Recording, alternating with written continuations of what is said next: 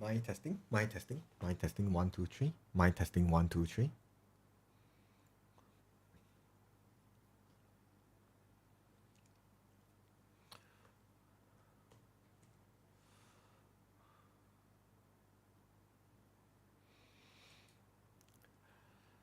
Hi, student.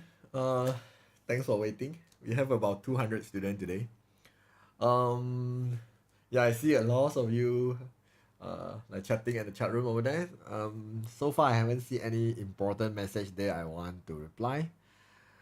All right, so okay, before I start this Sabah paper, um first thing is I want to mention is about the formula. Yeah, actually I told my masterclass student yesterday, but today I just like remind some of you one last time before you go to the SPM exam. So the first thing is you doesn't have any geometry coordinates formula. So therefore, make sure you go to memorize all these formula, the distance formula, and then the midpoint formula, and then the ratio formula, and then the perpendicular formula, and then definitely the gradient formula. Yeah, because last time I always tell my student coordinate geometry is one of the easier topics, but then because right now all these formula are not given, so student will be more challenging here. So this one is for coordinates geometry.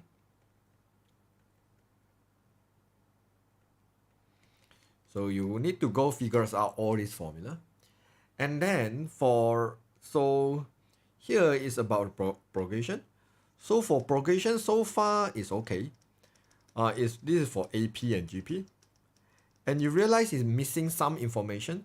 So for progression over here, they doesn't give you the sum to infinity formula, which is A over 1 minus R. Okay, so this is some formula missing over there. You need to make sure you know. And then over here, this one will be the distribution. Okay, this is probability distribution. All right, so the first one is for normal distribution.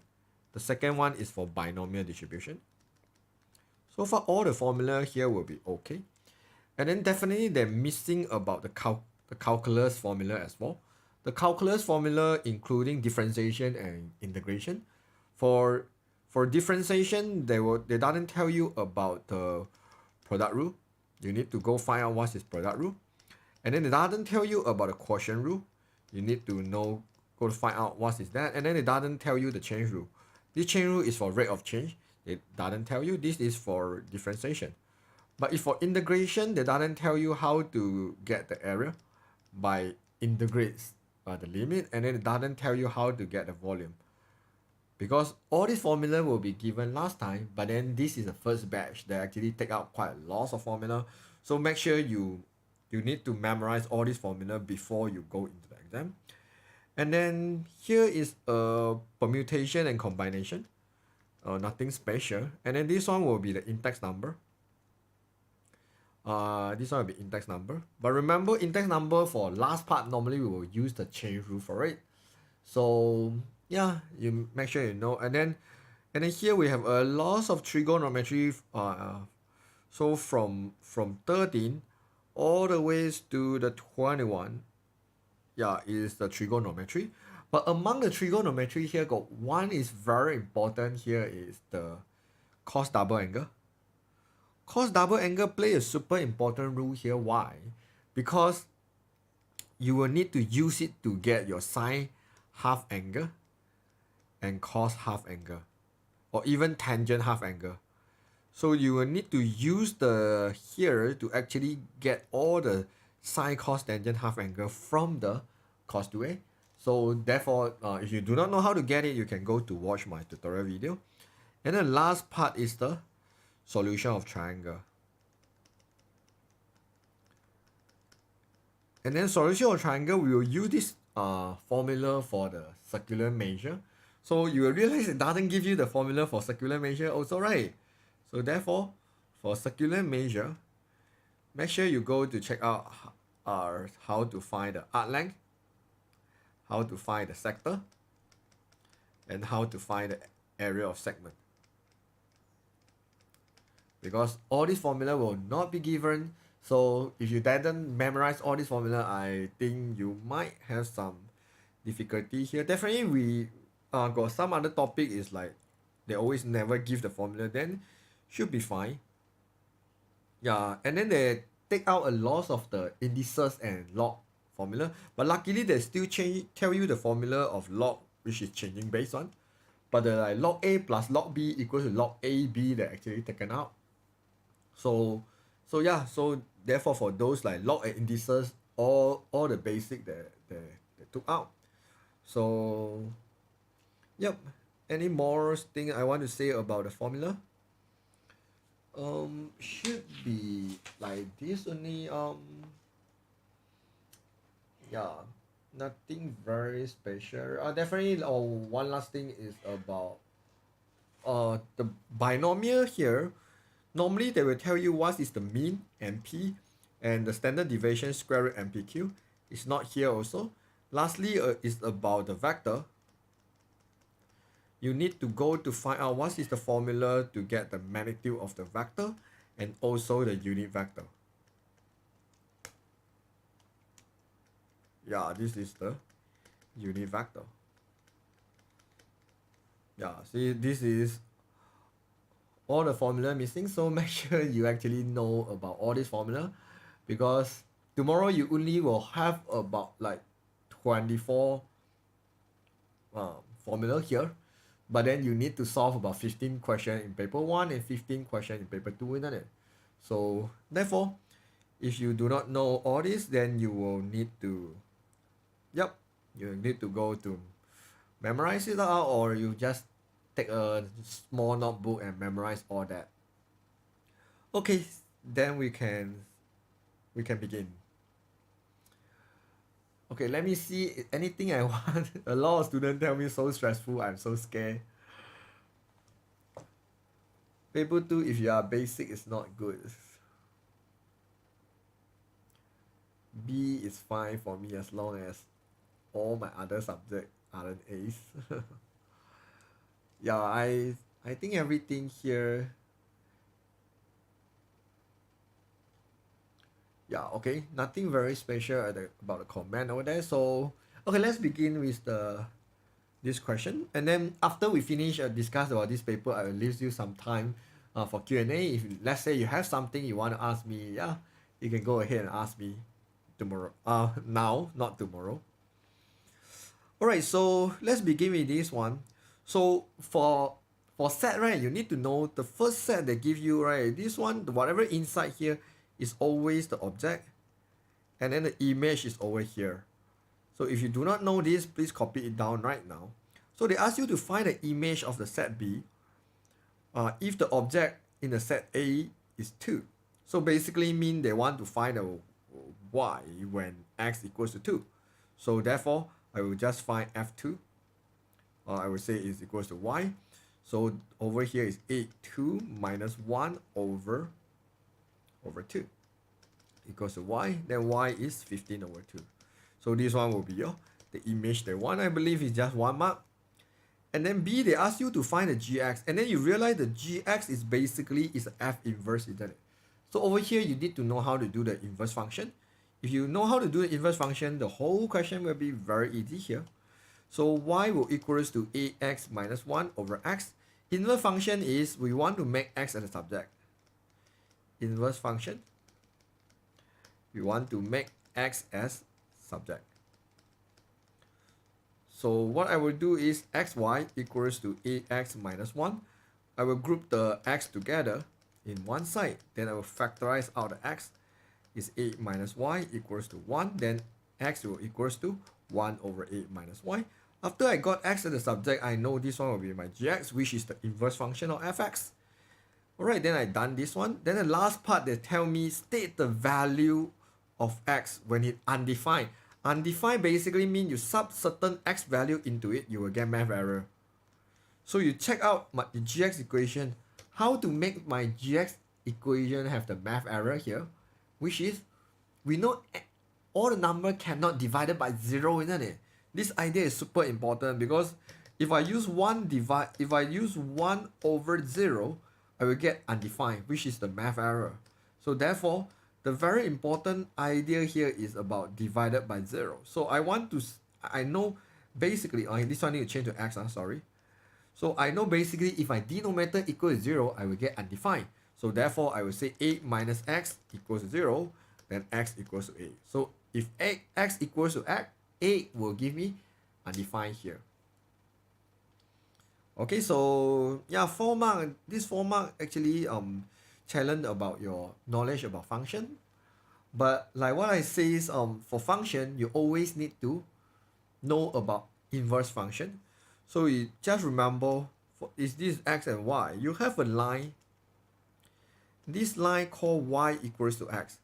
This is the exit reflection for any function.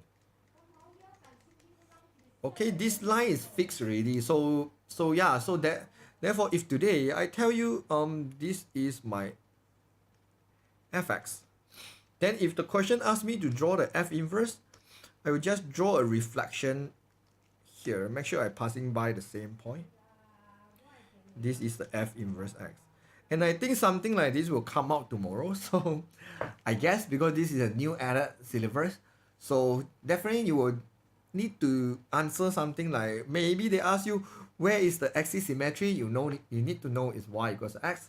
Or maybe they say, okay, then and what is this function? You need to know this function here is the f inverse.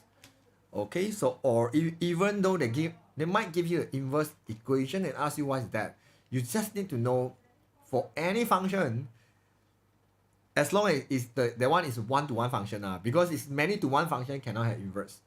Any one-to-one function, we will inverse at the line y equals to x. Okay, this is something I want all of you to know. And then I guess this year they will love about domain and range. Since right now SPM, a lot of questions, they are quite similar to IGCSE, which is the Cambridge MF. So I guess this year they will ask you about the domain and range. So if any one of you have no idea about domain and range, I have a video for domain and range. So make sure you go to check it out and find out what is the domain and range here. Okay, this is about function. Okay, let's move on to the next one.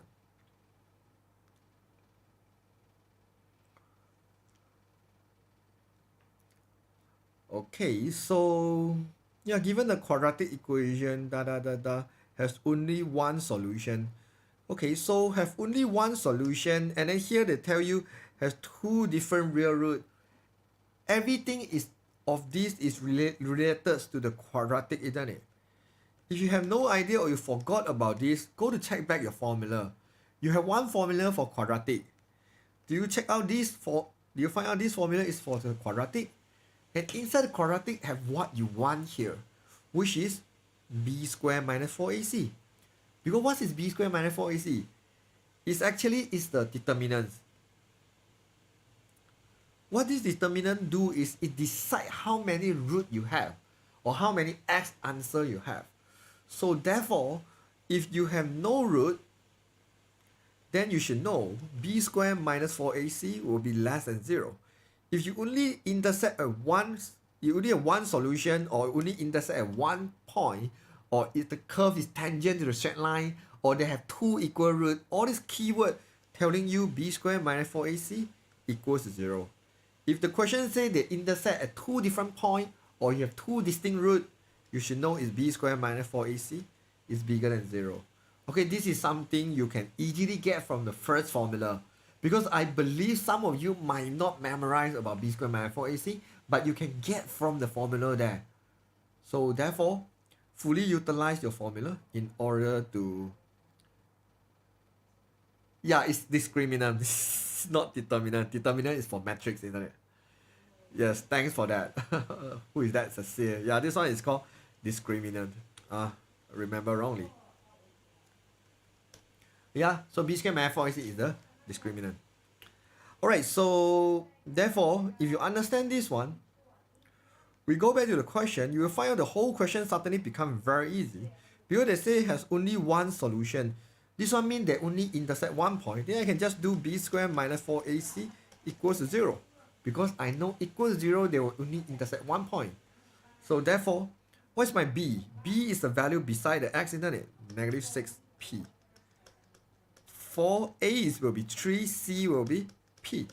I just need to solve this one. 36p squared minus 12p equals to 0. And then I will just factorize out the 12p. 3p minus 1 equals to 0. P equals to 0 or p equals to 1 over 3. Okay, so you can see, if I understand about the b squared minus 4ac, then the whole question will become quite easy. And then the second thing is, they tell you two distinct roots. I just tell you what's the two distinct roots, right? Basically mean b squared minus 4ac bigger than 0. But in this case, will be slightly harder a little bit. This is the reason why they give you 3 marks. Is because you need to rearrange the equation before you start to do b squared minus 4ac. So if you straight away do from there, you definitely got wrong or some carrot mistake. So if you understand this one, you rearrange the equation again, become x squared plus x minus 3kx plus k squared equals 0. Then I will even factorize out the what? Factorize out the x. 1 minus 3k x plus k squared. Why I want to do like this? Because it's easier for me to get my a, to get my b, and to get my c. To sub into the so-called what? B squared minus 4ac. Okay, so therefore my b is 1 minus 3k squared minus 4a will be 1, c will be k squared equals to 0. Then we just solve this one real quick. 6 squared minus 9k squared minus 4k squared equals to 0. And I have 5k squared minus 6k plus 1. And alright, we can we factorize this one? 5k and k, 1 and 1, minus for both, bigger than 0. Alright, then the k will be, okay, when bigger than 0, your quadratic inequality will be look like this, right? Going this two direction. One will be 1, another one will be 1 over 5. So I know my k must bigger than 1, and my k must less than 1 over 5. Alright, so does the question give me any specific requirement? No, right? Then I will just do both of these. Okay, this one is not equals to 0. All this side is bigger than 0. Okay, so if you undo this step, you have no idea how to do the inequality. How? If you cannot do how, use the calculator. This calculator have inequality. Look for the inequality here. Do you see that? Enter it. This is degree is power 2. Then you choose the pattern you want here. The pattern I want is look like the pattern number 1 here. Then we'll just insert the pattern number 1. So this is 5. This is negative 6. And this is 1. Then the calculator will literally tell me both inequality here. Okay, so make sure you can get the mark for the inequality because it's not really hard here. Okay, so yeah. Next. Okay, and this one I also think tomorrow will definitely come out. It's about completing the square. Because completing the square is a very important concept in MF. So if until now or until today you're still not sure how to do the completing the square, then you please go to check out all the step-by-step guide on how to solve the completed square. Because the K-byte question that I love about completed square, because it can ask you to find what is the maximum height of the ball, or how the thing will move in a certain direction, blah blah blah blah. So therefore, go to check out about completed square. I would say it's very important for quadratic. It's more important than the b squared minus 4ac, if you ask me. So yeah. So in this case, they tell me an equation, we have an equation for hx. Let me write it down first. We have a hx equation, which is negative x squared plus 6x plus 1. Alright, then it says, okay, so where the height is the ball from the ground and x is the horizontal distance of the ball from husky. So I believe from this equation, before I start to do right, at least I understand something. I see I get negative x squared, then I will get an n shape here. And then I see this is plus 1. I know my y-intercept at 1. So therefore, before I start, right, at least I know this is husky. And then I'll have something like this. This is a ground. Okay, so that's because I know it must start from the 1 here. So I will assume the height of the husking is 1 meter. Then here, from this one, I want to get the maximum point. Okay, so definitely I want to do it using the combinatoric square. But just in case you have no idea about the combinatoric square, you can use a calculator. Can I use dy/dx for this? Definitely no. Because the question already say using the methods of the completing the square. That means if you doesn't use a combinatoric square, you will not get any mark. But still depend whether the examiner care about your final answer or not. If they care about your final answer, maybe they will give you half mark or 1 mark for the final answer, even though you without any working. So what we want to do is, let's say you have no idea about combinatoric square, but tomorrow you still want to get some mark from this kind of question, use a calculator. Go into the equation, choose the polynomial, number 2 here, and then degree choose number 2 because it's a quadratic. A is -1. Then B is 6. C is 1. So from here, first two answer is not important. It's your x-intercept, which is not important here. Enter again. Then you can see they actually tell you the maximum x coordinate. So this maximum coordinate here, I know I will get about, the first one is 3. Then the second value is 10. You see, I haven't started to do a combinatoric square. I already know about what's the so-called the maximum height of the ball. So the maximum height of the ball will be 10 meter. So answer for part 1 is 10 meter. And then find the horizontal distance between the husking and the ball when the ball touch the ground. So they want to know the distance between husky. This person is a husky, isn't it?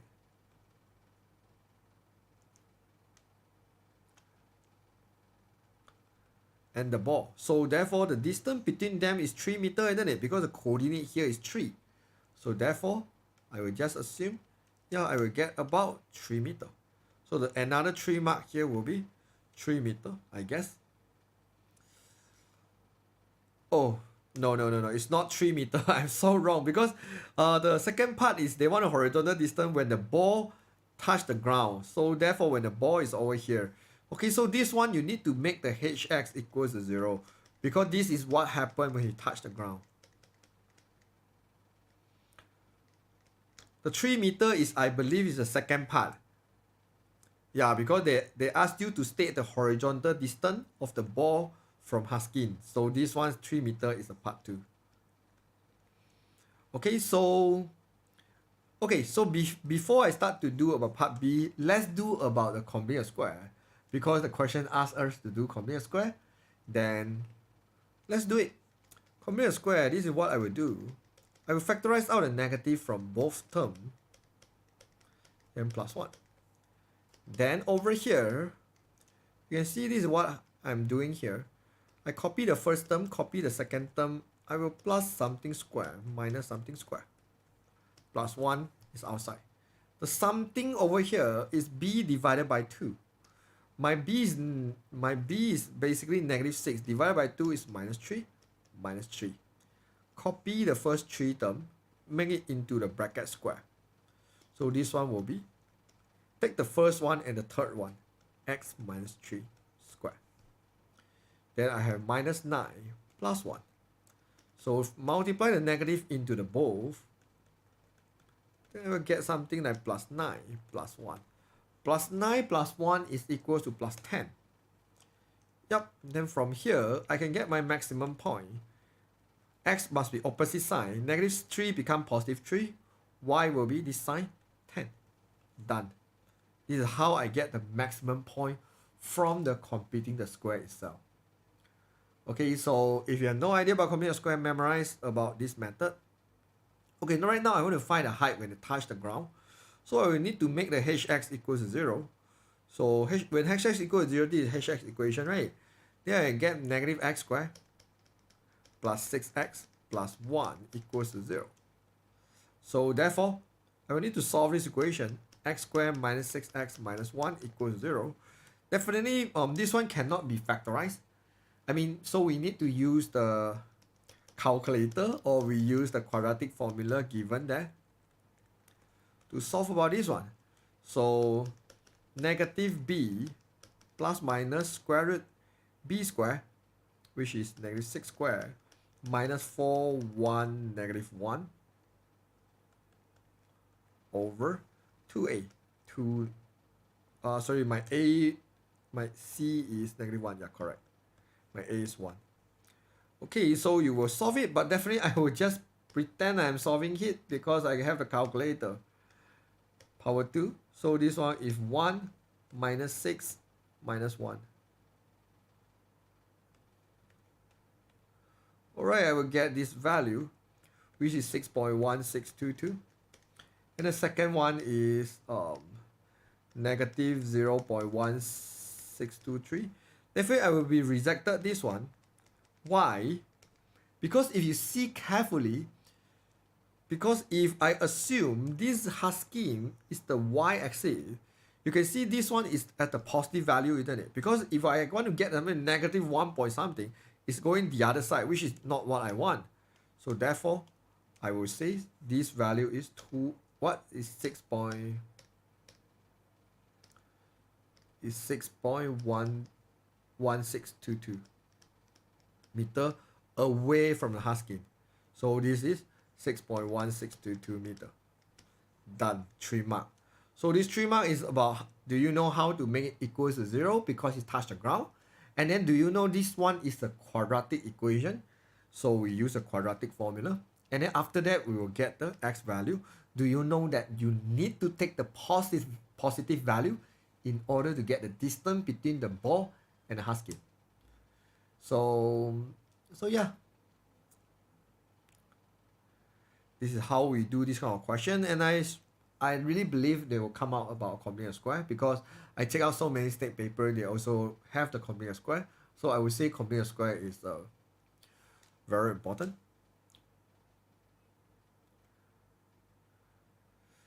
Do you think the paper will be hard? I guess so, because from what I heard from many other paper, no matter it's your chemistry, your math, your physics or other subject, I heard a lot of surprise on the paper. So therefore, I don't think the MF will have no surprise. But just do your best lah. I would say it's like you no point to worry because some question if you already do not know how to do, you worry also you won't be suddenly able to do, right? So therefore, worry doesn't help. You just need to know what skill you lack of. So tonight you go to learn the certain skill like I'm not sure about how to do combinatoric square. So I want to make sure tonight I will spend 1 hour or 30 minutes to learn about how to do the combinatoric square. Or today I find that one of skill I lack is I do not know how to sketch trigonometric graph. I don't know how to draw sine graph, cos graph or tangent graph. So tonight I will spend half an hour or 1 hour to learn how to draw the trigonometric graph. So what you can do right now is rather worry like tomorrow paper will be extremely hard. I will get 0 and I will fail MF. So I think you better take the time and go to learn certain skill. Might help you to get some marks tomorrow. It might not help, but it might help. Who knows? Maybe tomorrow suddenly come out few questions you can do. So therefore, I will ask you please go to learn certain skill. You definitely know which part you are weak at and you think it's possible to learn certain skill in half an hour to 1 hour. Go to master few more skill before you go into the exam hall. If you are telling me you know nothing about MF, then you no need to worry. Tomorrow you can't do any of the question. So it's a simple formula, right? 0 plus 0 is always equals to 0. So then you don't need to worry. But what you can do right now is you still have few hours. So fully utilize this few hours to master something before you go into the exam hall. Yep. So let's continue.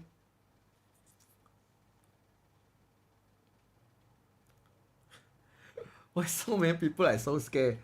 Even hard also, I think it has a limit one. Because the SPM they set already. They already set the limit, is not mistaken, is like 5:3:2 for R. And then this one is, I think it's S and T.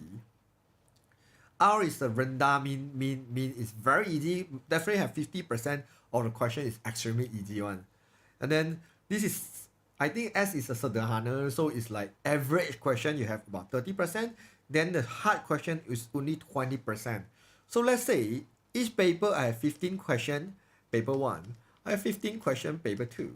So total is 30 question. So let's say I have 20% is hard one. I times 0.2, I will have about 6 question is extremely hard. So among the 2 paper, you have 6 question is considered hard one. It's not necessarily all 6 is extremely hard. Sometimes it's average hard only. So you should expect each paper you have about 3 question is a hard one. So if you cannot do this 3 question, you will still get A, I believe, because here is about 80% really. Then for 30%, 30 question times 0.3, you have about 9 question is considered average question. Not easy, but not hard also. So it's about 5 question from each paper is considered average one. So average one, some student might be able to do some of it. If you can't do all the average question, then your last chance is about the R. So the rest of the question will be the R question here, which is easy. If the R question, this 50%, you make a lot of carrot mistake you can't do, then too bad. You can't get credit, but you still pass. Because passing rate is extremely low. I guess it's 15 to 20 mark. You already passed. But if you can do like 80% from the easy question, then you already got credit. So yeah, so for me, I would think that you just imagine you can't do the hard question at all. At all. You leave it blank. You can't do the average question at all. You leave it blank. One paper got 15 questions, got 8 questions you don't want to do at all. You leave it blank. Here also paper 2 also got 8 questions, you leave it blank. You don't want to do at all. Then you still get credit. This is how crazy about MF. Mean you cannot do most of the question, but you still get credit. So that I always tell my student like, no need to so worry because it's very hard to not getting credit. But if you tell me I have zero knowledge about MF, how am I going to pass tomorrow? Then I will just say good luck. Because 0% knowledge mean MF is not something like, okay, few hours I master one chapter. It's quite impossible. It needs a lot of foundation and understanding on certain topic. Has some easy topic, but then you need to learn it, you need to study it like at least few weeks before. Now only few hours, there's no miracle will happen. Like suddenly you have zero knowledge, but tomorrow you pass or credit. It's not going to happen. Don't trust about miracle. But if you are considered okay, you get about 20 to 30 marks in the exam, I think it's still possible to get credit.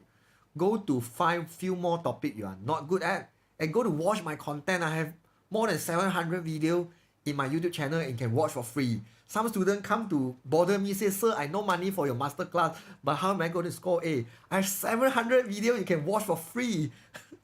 If you cannot get A, it's your own problem. So be hardworking and fully utilize your time. Alright, so I need to calm down. Okay, let's go to the question number 4. Okay, log question. This log question considered very easy. Log 2x minus log 2x minus 3 equals to 2. It's minus 2 there, I know. But we can move the negative 2 to the other side. It's positive 2.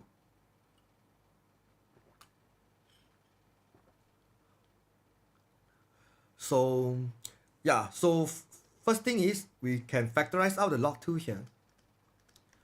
Then minus will become divide. Here is one very important tips. Don't multiply log into the bracket. Never.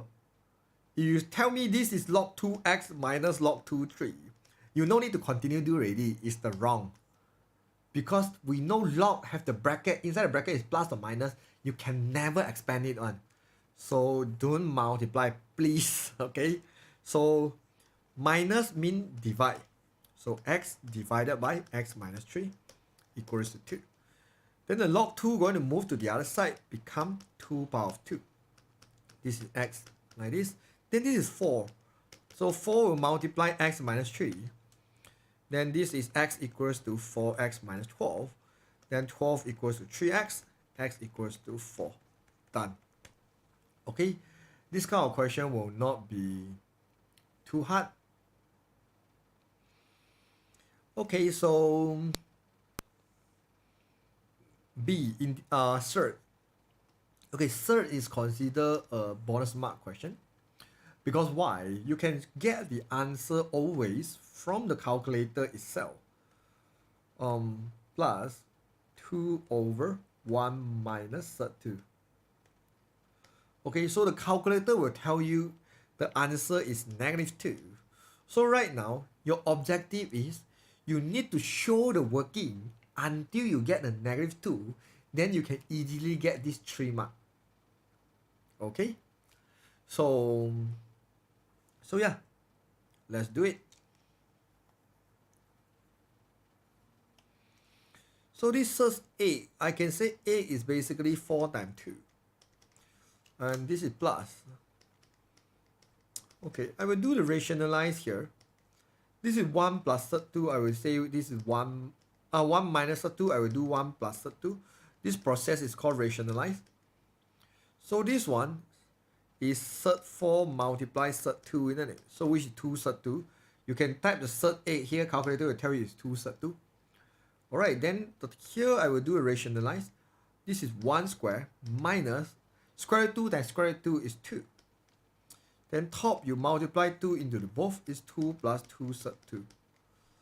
Alright, so here is 2 surd 2. Then plus 2 over 2 surd 2 over negative 1. So I will multiply negative for both. So the bottom to get the positive already, then the bottom I can ignore. So negative multiply here is minus 2 surd 2. So here is 2 surd 2 minus 2 surd 2, I get negative 2. So it's the same answer here, right? Then I get 3 mark easily. Yeah, this is how I get the 3 mark. For all the surd question, you can easily type into your calculator and get the final answer. So there's no excuse you make the mistake at the surd question. Unless you say, sir, unless I'm sorry for those students still using the black color one. Yeah, the 570 MS, is not mistaken. I already asked all these students upgrade the calculator. I'm not doing this because of the Casio sponsor me. I'm doing this because nowadays the calculator can save you a lot of mark and can help you to check a lot of mark. And then I ask a lot of my students to upgrade, but some students still think like, of course, if your foundation is really good, no matter what kind of calculator I give you, you confirm get A1. But you already not the strong foundation student and you still don't want to upgrade your calculator, I would say you waste the chance that you can check the mark. So yeah, good luck for you. So for those who are using 570EX, which is the silver one, and 570EX, which is my one, then you can check the third question and get the final mark. And you know your final answer is correct. Because a lot of question you can check the mark. But I also think tomorrow, they definitely, right now, the examiner who designed the question, I think they don't want be like so unfair between the calculator, right? Because some calculator is very advanced, some calculator is very outdated. So they try to make the question you can't use calculator so much. So therefore, tomorrow you should expect you have a lot of questions will ask you to leave your answer in terms of P, in terms of M, in terms of Q. They don't want you to type the calculator and get your final answer. No, they don't want. They want you to leave the answer in algebra. So therefore, yeah, if those students who are very weak in algebra, everything fully depend on calculator, tomorrow you might not be happy. So yeah, I see the trend. Because last 2 years, the paper also designed like this. They don't want your final answer in number. They want your final answer in 5m plus 2 or q over 3, something like that. They want your final answer in algebra. So you should expect this is something will happen tomorrow.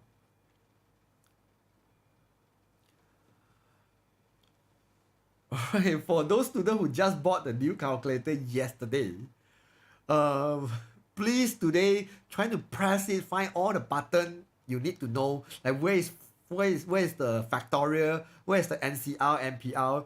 Don't go tomorrow only you go to check out all this function. Go to check out today. You just got the new calculator.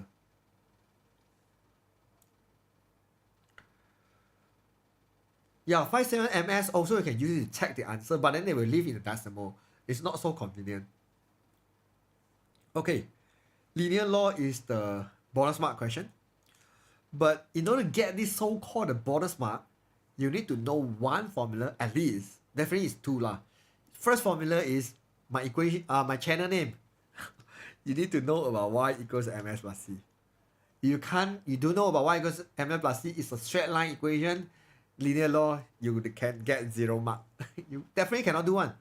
If you know y equals ms plus c and you know how to find the gradient, then this 5 mark most likely you can easily get it. This is gradient formula, right? You just need to know these two things. Because you should already learn these two at your modern math. But you tell me, sir, I also failed my modern math, then I'm sorry. I cannot help.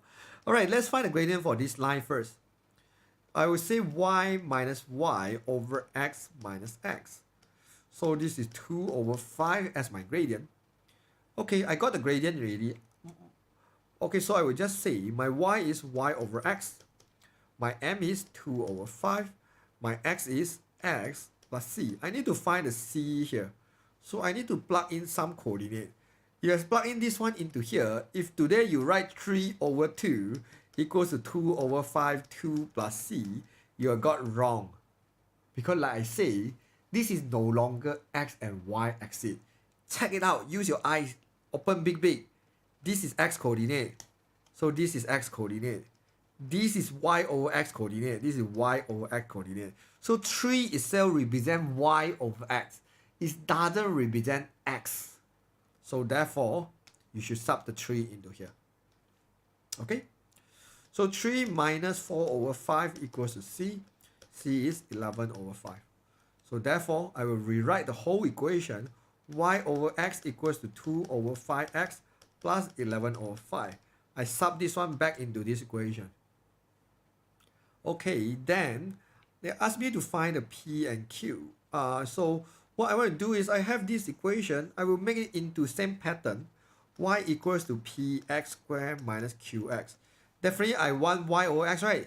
Divide x here, divide x here, divide x here. Now I have the similar pattern. This is px minus q because cancel already, right? So right now, if you still cannot see, then I'm sorry. This is your p value, and this one will be your q value. So p equals to 2 over 5, done. Q equals to negative q equals to 11 over 5. Q equals to negative 11 over 5, done. This is how I get a p and q by comparing about both equations. Okay. Okay, done this one. Then they ask us to find the y and x when y equals x equals 0. This question is super friendly. Alright, since I have about this information, then since the question tell me, oh, the whole thing is 0, then this one will become 0 equals to 2 over 5x plus 11 over 5. So 2 over 5x equals to negative 11 over 5.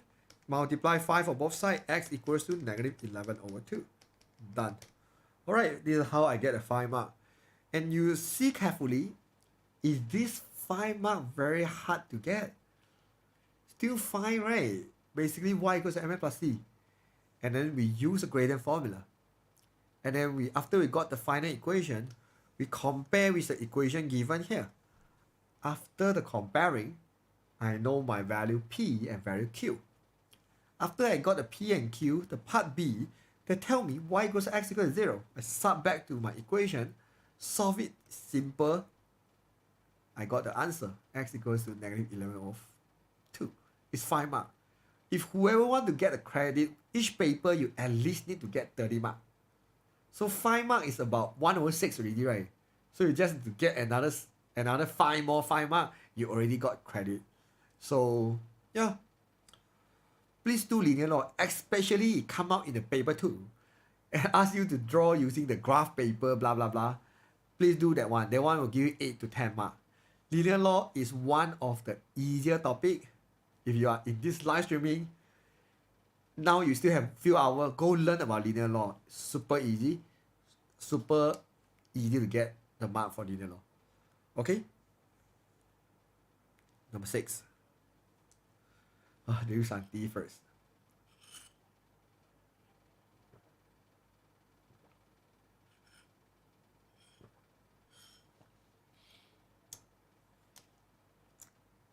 Okay. So can we use 7, 5 on the equation 2 to find C? Yes, you can use a 7, 5.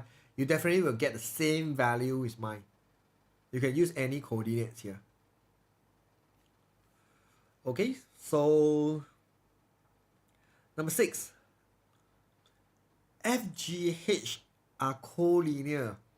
So I'm not sure what is your foundation about vector. But if you watch my tutorial, if you join my masterclass, you should heard I saying about collinear for many times. And tomorrow will come out collinear also. Because collinear is one of the most important thing in vector. So if paper 1 it doesn't see collinear, it definitely come out in paper 2. Okay, collinear means what? AB equals to lambda C BC, isn't it? You will get something like this.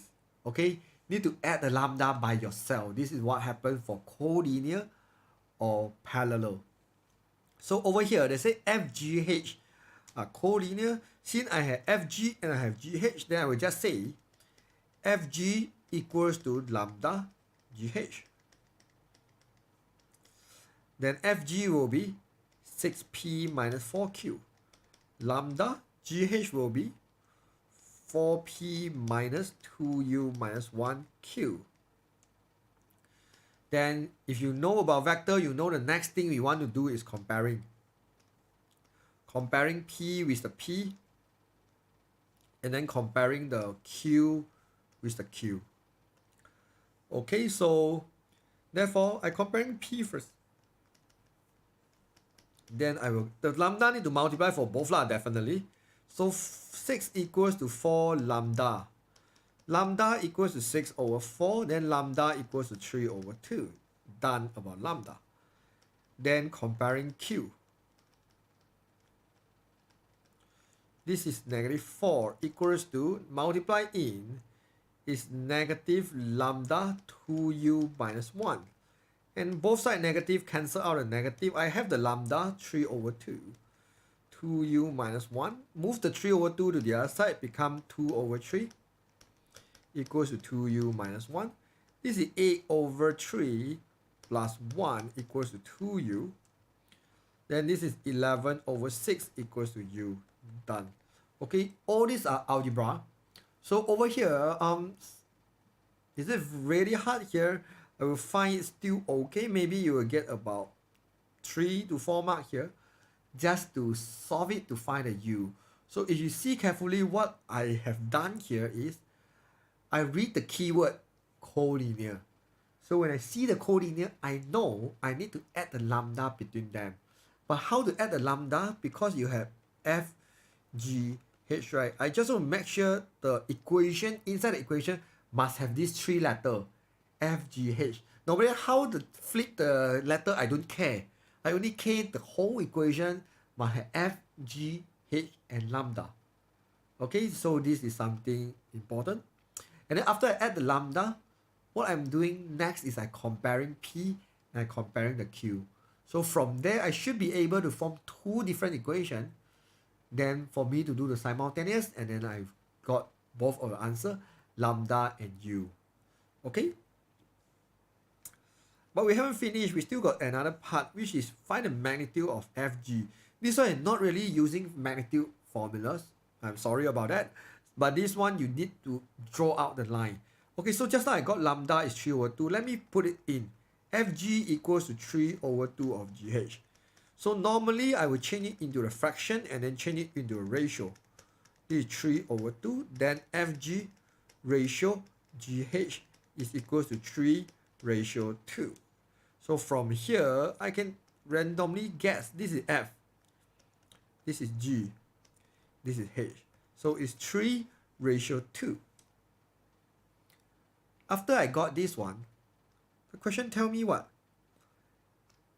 Fg is 6. So Fg is 6. So I know in order from the ratio change to the real distance, I need to time 2. Then this one time 2 also, right? So time 2 also, 2 will become 4 units, isn't it? So F to H is 6 plus 4 is 10 units. Done.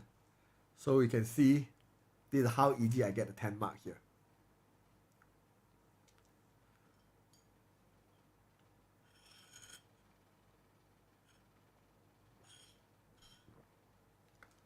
Okay, so 7. Okay,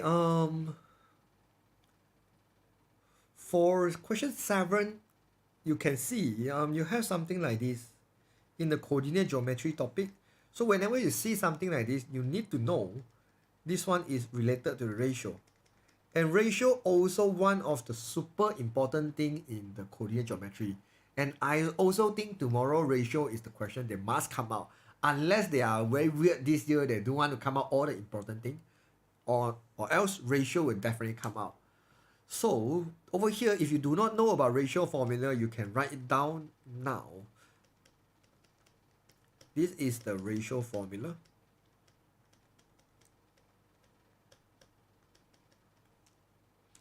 And then equals to xy.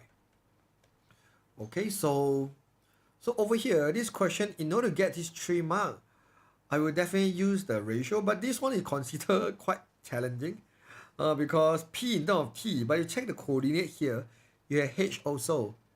So therefore, for this kind of question, you need to make H a subject and do the substitution again. So this 3 mark consider, you need to do a lot of things in order to get this 3 mark. Okay, so let's do it.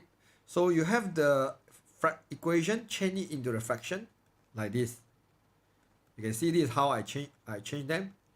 Then this is AB ratio AC equals to 2 ratio 5. Draw out the line. This is my A. This is my B. This is my C. So this is 2. AB is ratio 2. AC is ratio 5. Then here will be 3. 5 minus 2. This is how I get the 3 here. Okay, so what we want to do right now is we insert the coordinate. The A is 2H and H. B is P and T. C is 2P and 3T. Okay, if you still remember how to do a ratio, 2 need to multiply the further x. 3 need to multiply the further x equals to the middle x. This is how the ratio thing will do here. So 3 multiply 2h, I get 6h. 2 multiply 2p, I get 4p.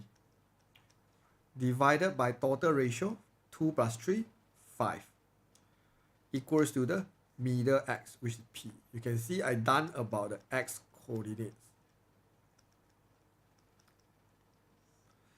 Then over here, because I know I need to make h a subject, so I will quickly do it. So plus 4p equals to 5p, 6h equals to p, h equals to p over 6. This is my first equation from the first coordinate. Right now, I want to do the same logic for y coordinate. 2 need to multiply the further y, 3 need to multiply the further y coordinate equals to the middle y coordinates. So 2 multiply 3t, 6t. 3 multiply h plus 3h.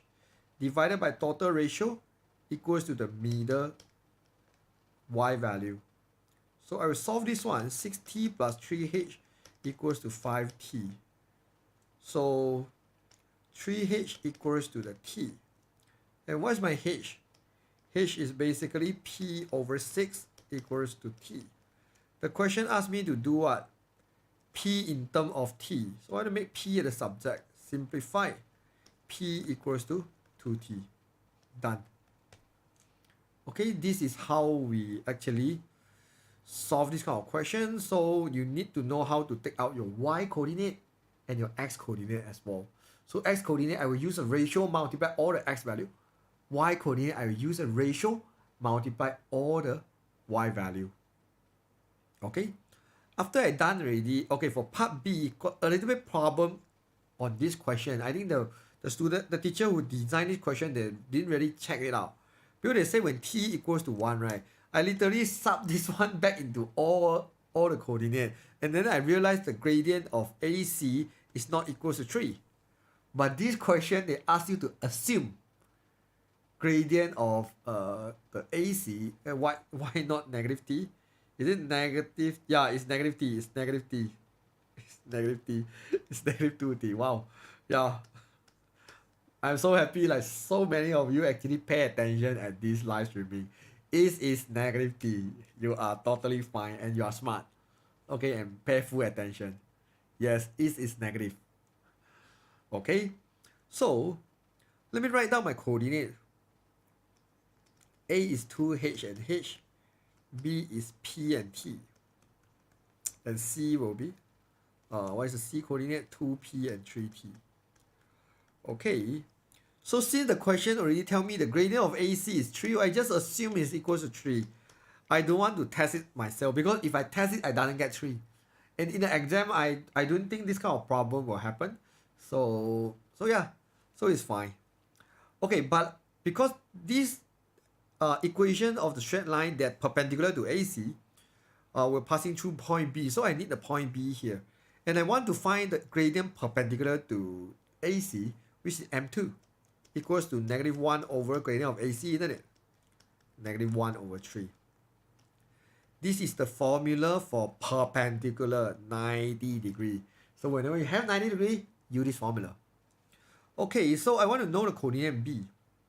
Since t equals to 1, I know the t is 1 here, but I do not know what exactly is a p. So p equals to negative 2t, right? So if t equals to 1, then I get negative 2. So therefore, my p coordinate should be negative 2 and 1. Form the equation y minus y1 equals to m, x minus x1. So y minus 1 equals to negative 1 over 3, x plus 2. So just solve this equation and you will easily get the full mark here. Minus 2 over 3 plus 1. So which is 1 over 3. Plus 1 over 3. Done. Okay, so yep, this is how we form the equation. And then over here, definitely you need to know about perpendicular gradient. Because you see the word perpendicular, remember m1 times m2 equals to negative 1. And what is m1? m1 is the gradient you already have. And then it will perpendicular to another line. That line will have the gradient of m2.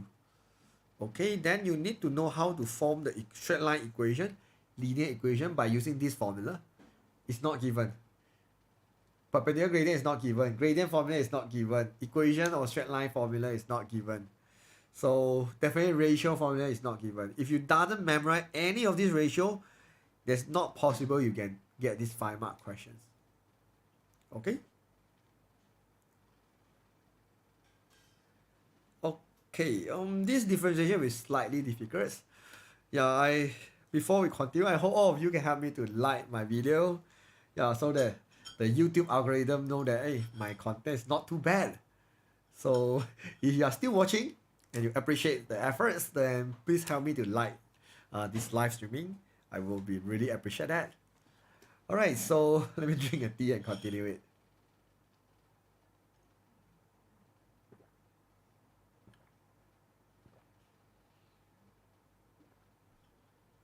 So normal and tangent also same concept, right?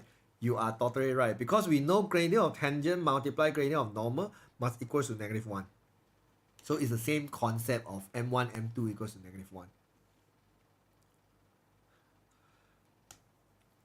Okay, so yeah. So okay, so right now they say y over x and dy dx here. So we need to find out both things and then we put into the equation to differentiate again. So if a SPM finish, you will live after this. Yeah, because tomorrow I have the class right after you finish your paper one. I think you finish your paper one at 10 a.m. right? And your next paper at 2, right? Or 2 or 2:30. So yeah, in between I have one class and then I will go to a school to teach part time also in the afternoon. So tomorrow I might not able to live at the middle. So after this live, I will just wish you all the best for the tomorrow exam, and please let me know tomorrow paper is it hard or not. I think tomorrow after we finish exam, I will create a post at the community tab, or Elvin just help me to create a post at the Discord or Telegram to let some students get the feedbacks for the tomorrow paper. If you have any question, it's like very crazy, okay, but you can share to me, then maybe I can solve it for you after you finish your paper. Yeah, I just hope.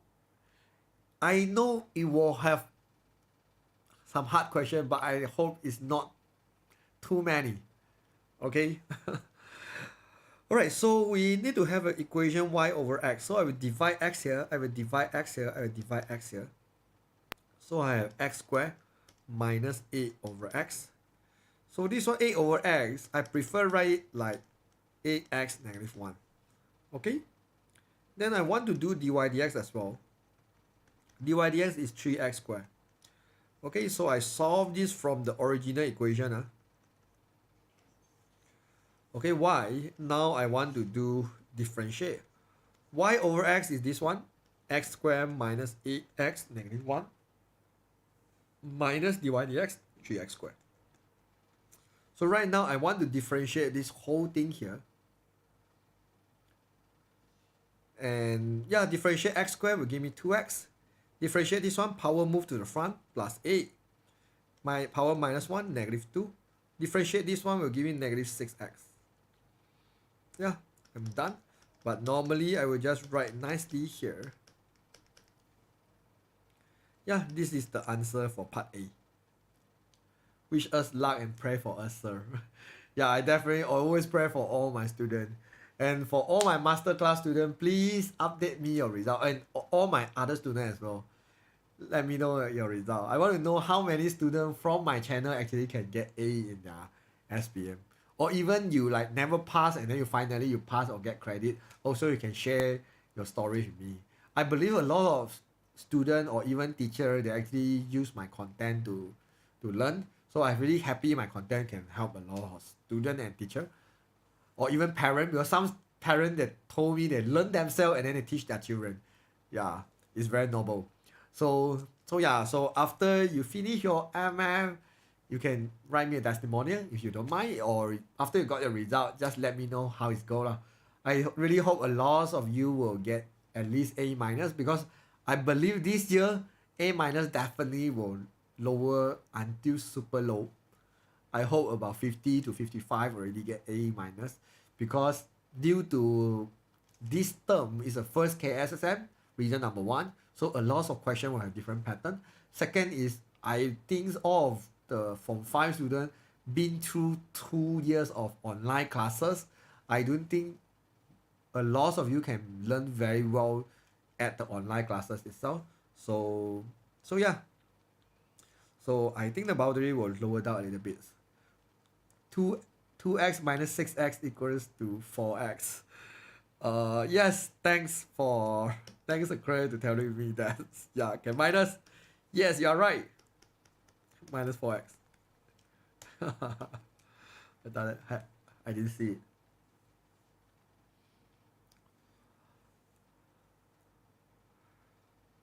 Okay, so let's have a look on the B here. Given that the curve, while m is a constant, has the turning point at k and h. Alright, so turning point, we know we will do the dy dx. Alright, let's do about dy dx here for this equation. So it's 1, then 2 I will move to the front, become 2m squared. Whatever inside the bracket I copy. This one minus 1 become 1. Differentiate bracket inside, I get another 1 here. So yeah. Turning point dy dx will equal to 0. Okay, so 1 plus 2m squared x minus 3. So I know during this one, my x will be k. At the turning point, my x coordinate is k, isn't it? So I sub x equals to k into this equation. So 1 plus 2m squared k minus 3 equals to 0. So, okay. Then k minus 3, I'm going to move 1 by 1. Negative 1 over 2m squared.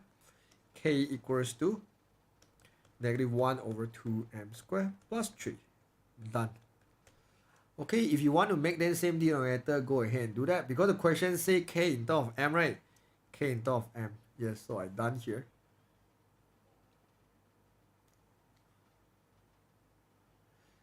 Yeah, I don't think will be 39 to 44 you will get A. It's not possible. The lower they can get, I believe, is 50 to 55.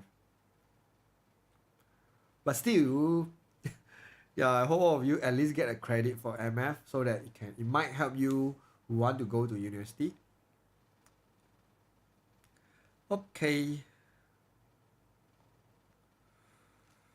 Let's have a look. Question number 9 here. Nothing special. Integrate 0 to 2 hx. Let's say the A, okay? Minus, I want to change to plus. I need to change from 2, 1, become 1, 2 here. Hx. So, this is 0 to 2. So, I want to combine them.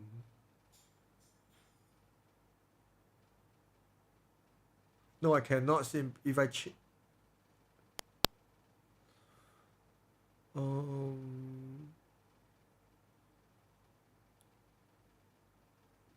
wait, I want to get 2 to 1. How do I get 1 to... Yeah, 1. Hey, sorry, I copied wrongly. No wonder. Okay, so this one's 0 to 1 and then 1 connecting here, isn't it? So 1 to 2. So this one equals to 0 to 2 hx for A. Then it equals to 4.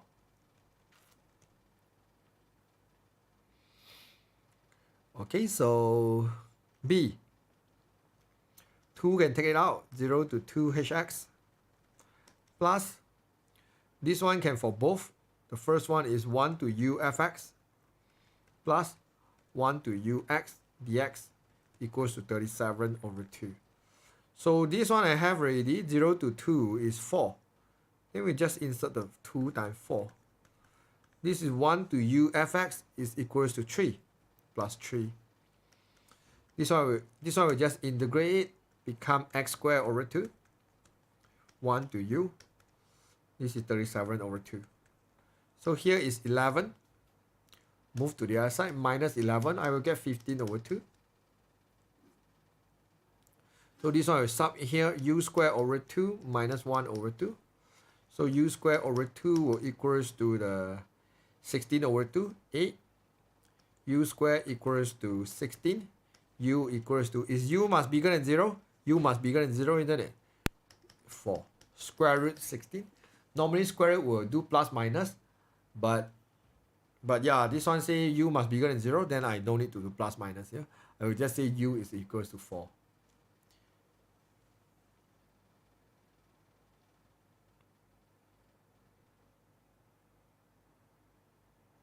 So you write it wrong. Yeah, a lot of students pay full attention at my live stream. When I write something wrong, oh, you notice. Good to see this. Yeah, this situation.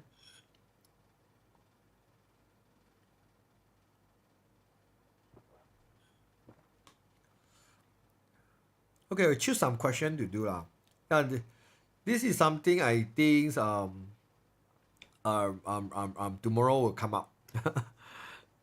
I think tomorrow will come out something about round table because this is something new added to the KSSM syllabus. So round table. Let's say I have n people sitting here. So it's called n minus 1 factorial.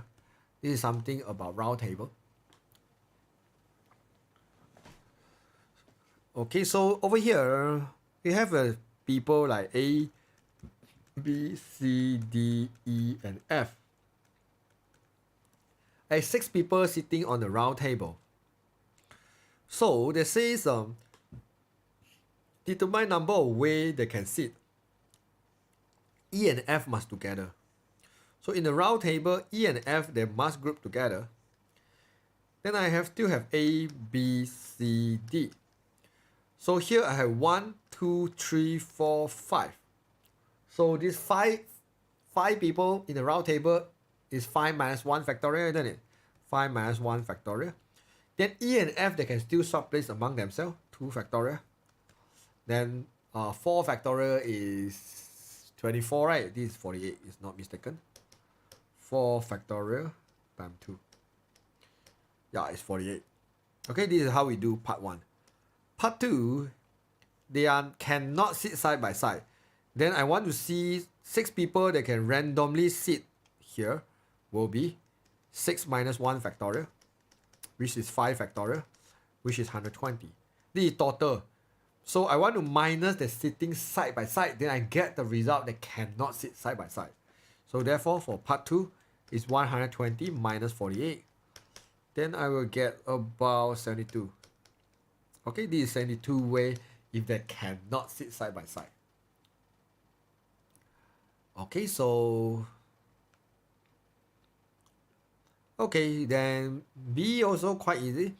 You want to answer the exam, you have section A and section B. Section A here you have 6 questions. Section B here you have 7 questions. The student need to answer 10 questions. At least 4 questions from section A. So section A must be at least 4. So right now, I want to work out all the conditions because they need to answer 10 questions. So if the section A I do 4, section B I need to do 6. If section A I do 5, I will do 5 here. If section A I do 7, I need to do 4 here. Can I do 6? I will do 4 here. Can I do 7? No, right? Because maximum I only have 6 questions. I cannot go all the way to 7. So this is bigger or equals to 4, which is I only have 4, 5, 6 for section A. So therefore this is how I choose them. So 6 questions I choose 4 is called 6C4. 7 questions I choose 6 is called 7C6. Multiply them. So this is 6 questions, choose 5 questions. 7 questions, choose 5 questions, multiply. 6 questions, choose 6 questions. 7 questions, I choose 4 questions. Done. Then you need to plus all of them.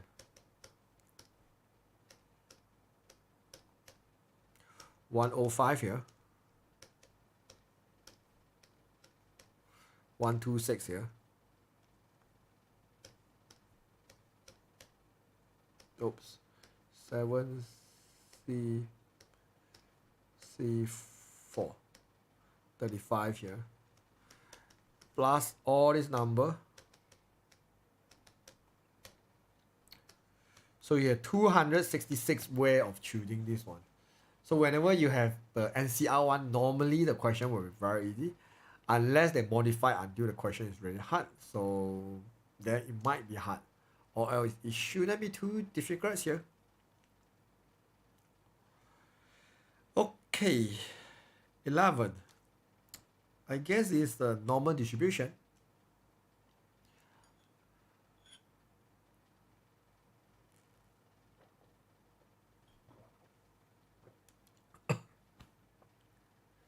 Okay, so right now, oh, it's a binomial. 80% of the pupils in a certain school are interested in mathematics. A sample of pupils are randomly selected from the school. If the probability that all the pupils selected are interested in mathematics is 0.1342, find the value of n. So yeah, it's a binomial. Probability right now your x is equal to n. So just use the formula. My p is 80%, right? 0.8. So my q is 0.2. So my n is equals to n. So NCN p power of n q power of n minus n, which is 0. So when you have n, they give you the probability 0.1342. This is 1. This is 1. So equal to 0.8 power of n. So you want to find the n, it will become log 0.8, 0.1342. Yep, just use the log, easily get the answer. 0.8, 0.1342. 9. Okay, easily get 3 marks. Just in case you don't have this model of calculator, you cannot change the base of log. What you can do here is add the log 10 for both sides.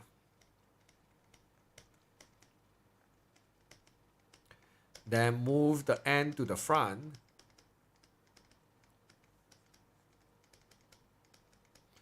Then find the n by taking this log 10 divided by this log 0.8. Then you're still getting n equals to 9. Just more work if you cannot change the base.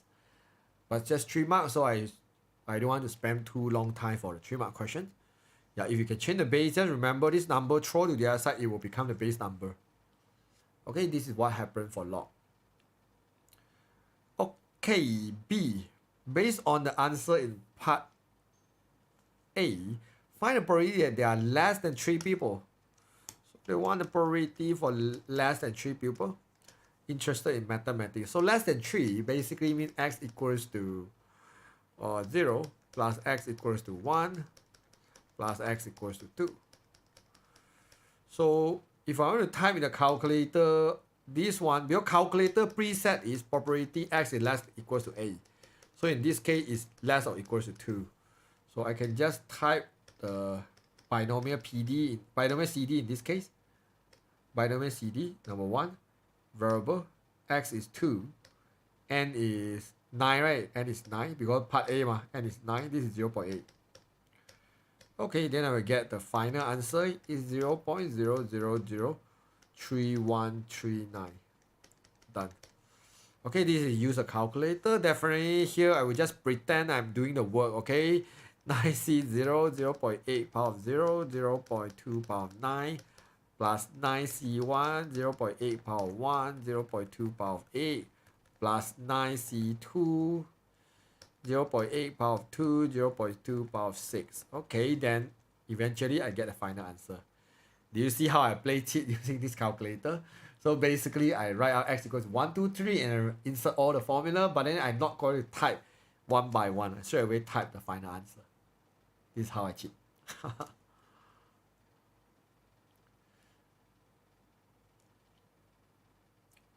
Okay, so yeah, this binomial and normal is not too bad. And definitely, if you not believe me, you think, sir, I want to type one by one, can I get the same result? You can go ahead and do this, but definitely it's the same result. I tried many times. Yeah, it's definitely the same. Question 12 here, progression. Alright, so express, so you can see, for progression question, they ask you to express n in terms of m, and then they give you 3 terms. And then you realize this 3 terms is a GP. So therefore, first thing going to your mind is use the common ratio formula. Use the common ratio formula. I say it many times. This one is also always come out one. T2 divided by T1 equals to T3 over T2. This is the easiest way for you to form the equation whenever you have 3 terms in GP. And they love this method. MF, they love this method. Trust me. you can always see this method. So therefore, T1, T2, T3. Okay, 3m plus n over 15m plus n equals to m minus m over 3m plus n. Okay, crossover multiply. 3m plus n square equals to m minus m, 15m plus n. Alright, this is 9m square plus 6mn plus n square equals to 15mn plus n square minus 15m square minus mn. Okay, this one and this one solve 24m square. This one and this one I solve 14. 14 move to the side, minus 14 minus 8mn. N square solve equals to 0. Factorize out the 8m. I got 3m minus n equals to 0. So here 8m equals to 0 or 3m equals to n. On the question 1, n instead of m, done. N equals to 3m. This one is rejected lah, since this one m equals to 0. So you can see this 3 mark is not really hard if you got the idea. I believe it's about 2 to 3 mark. Okay, find the common ratio of the above progression. So I want to find the R. I will sub my m into here. So just now n equals to 3m, right? So 15m plus n. And the next term is 3m plus n. Last one is m minus 3m. So 15m plus this is 3m, isn't it? This is 3m plus 3m, isn't it? The last one, n is 3m, right? Because n equals to 3m. This is what happening here. 3m minus m, right? So therefore, I have 18m, 6m, 2m.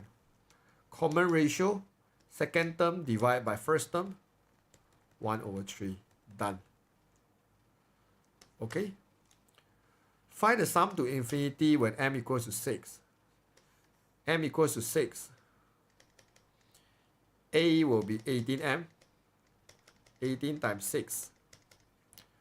48, 108. So sum to infinity. Formula is A over 1 minus R. A is this value. R is this value. Type everything into a calculator. 108 divided by 2 over 3. 162. Done. 7 mark. So you can see, is this 7 marks super hard? I would say it's still fine. Because first thing is you know the common ratio formula. You solve until the end, you will get the answer n instead of m. And then you sub back to the standard progression. And then start back to this standard progression. After that, from here, you can find a common ratio. Use the second term divided by first term. After that, you get the R. You want to get an A. They tell you m equals to 6. Sub everything to the sum to infinity formula. And then you easily get 7 mark.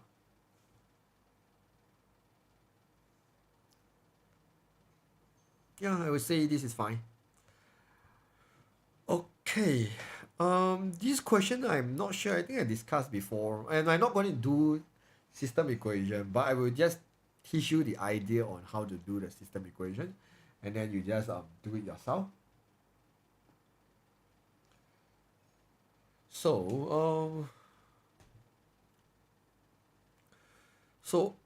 right now a fruit seller sell 3 type of fruit. Orange is X, apple is Y, pineapple is Z. This is number of orange and number of apple and number of pineapple. This is not the price for orange. X is not the price. X is how many orange you have. Not like how much you sell for the orange. Different concept. So the monthly cost is 6850. For total is 2150 fruit. So I know X plus Y plus Z must equals to 2150. First information. So the cost for orange, apple and pineapple is 2 ringgit for orange, 3 ringgit for apple and 4 ringgit for pineapple. So I know 3x plus, 2x, sorry. 2 multiply number of orange, right? And then 3 ringgit multiply number of apple, right? And then 4 ringgit multiply number of pineapple, right? Equals to RM 6850. This is the costing. And then the selling price for the apple, they sell 3 ringgit. This one they sell this one. This one they sell this one. And then they make the profit for this one. So therefore, I can say this is selling price. Right now I'm doing about selling price. Okay. Selling price is 3x plus 4.5y plus 5.5z is equals to the costing plus the profit, isn't it? This is costing plus the profit, 2975. This is what we call revenue, isn't it? So today you have revenue. The revenue is the costing plus the profit. So yeah, I will plus it. 6850 plus 2975. Okay, I will get this number. I will erase. No need erase. 9825. Okay, then I will use the calculator to finish it. Okay, you do the elimination and substitution by yourself. If you do not know do this, then I cannot help you also. Simultaneous 3 unknown. X is 1, Y is 1, Z is 1. I will get 2150. X is 2, Y is 3, Z is 4. I will get 6850. X is 3, Y is 4.5. Z is 5.5. I will get 9825. Okay. My X equals to 500. My Y equals to 750. My Z equals to 900. Done. 8 mark. Definitely it's not as easy. You need to do the elimination by yourself. But this 8 mark will not be too hard. And system equation definitely will come out because it's a new topic. Definitely they want you to actually get this new topic. I am not understand about the 982. Okay. So let's say today is I'm the businessman. I want to make the costing of this pencil is maybe is 1 ringgit 20 cent. Okay, so I'm selling it for 2 ringgit. I'm selling it for 2 ringgit. Okay, how do I get this 2 ringgit? So first thing is you tell me what is my profit. This one is my costing, right? So in order to sell 2 ringgit, right, I basically set my profit at 80 cents, isn't it? For each pencil. I set the profit at 80 cents. So therefore, this selling price is actually the 2 ringgit is the costing plus the profit, isn't it? You can see if I use 1 ringgit 20 cent plus 80 cent, I'm getting 2 ringgit, isn't it? So therefore, you can see here this one is the selling price of the fruit. Like apple, I sell orange. I sell for 3 ringgit. Apple, I sell for 4 ringgit 50 cent. Pineapple, I sell for 5 ringgit 50 cent. This is selling price, but this one is the costing. So if I use the costing plus the profit, I can get the selling price. You go back to here, costing plus the profit, I get 2 ringgit. 2 ringgit is the selling price. You are good in drawing. No, I find my drawing is terrible. Okay, so I hope you get it. If you still doesn't get it, you literally need to learn a little bit about basic here. Yeah, circular measure is another topic I say is a must score, but you need to know 2 formula at least. S equals to r theta and A equals to half r squared theta. Both of these formula are not given. So if you never memorize this formula, you are screwed. And definitely we have one of the area of segment. formula. This one you can memorize in case you have segment. Area of segment is basically look like this. Oops, why am I? This is area of segment. The shaded region is area of segment. Okay, so it's half r squared theta minus sine theta. Okay, let's have a look at this question. They say pi must use this value, then we use later. We have some arc length. So they ask us to find theta. See, you have arc length, is s. You have radius, you have r. They ask us to find theta. Use the first formula. Arc length equals to r theta. You can see, s equals to r theta. Then I can get this theta like super easy. 2 radian. How long I used to get these 2 mark? 5 seconds.